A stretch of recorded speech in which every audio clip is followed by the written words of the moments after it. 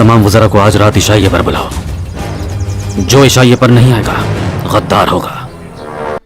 अस्सलामु अलैकुम नाज़रीन, सुल्तान अब्दुल हमीद 1876 से 27 अप्रैल 1909 तक सल्तनत उस्मानिया की भागदौड़ संभालने वाले सुल्तान थे।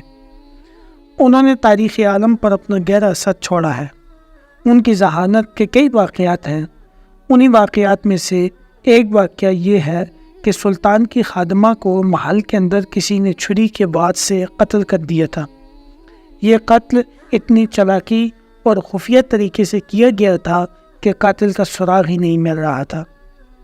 सुल्तान अब्दुल हमीद को भी कातिल का पता नहीं लग रहा था, लेकिन वो जानते थे कि कातिल घर के अंदर ही मौजूद है। इसके लिए उन्होंने एक अजीब चाल चली। तमाम वज़रा को आज रात इशाइये पर बुलाओ। उन्होंने अपने तमाम वज़रा को अपने शाही महल में रात खाने पर बुलाया।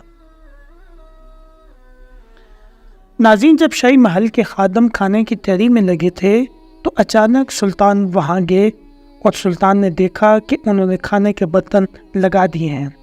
ये देखकर सुल्तान ने कहा कि ये बर्तन उठा लें और उनकी जगह गिल्दिस के कारखाने के बर्तन इस्तेमाल किए जाएं।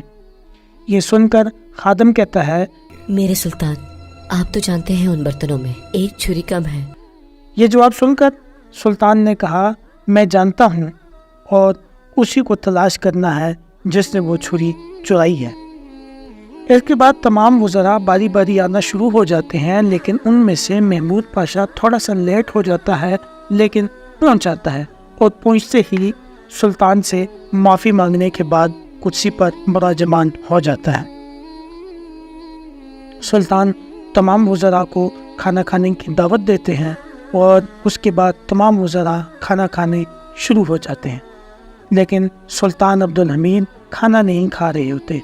जिस पर एक वज़ीर उनसे सवाल करता है, सुल्तान मुअज़्ज़म, आप खाना क्यों नहीं खा रहे? जिस पर सुल्तान अब्दुल हमीद जवाब देते हैं कि मैं इसलिए खाना नहीं खा रहा कि मेरे पास छुरी मौजूद नहीं है। उसकी वजह यह है कि आप लोग जिन छुरियों के साथ खा रहे हैं ये बड़ी उम्दा छुरियां हैं और गिल्दिस के कारखाने में बनाई गई हैं।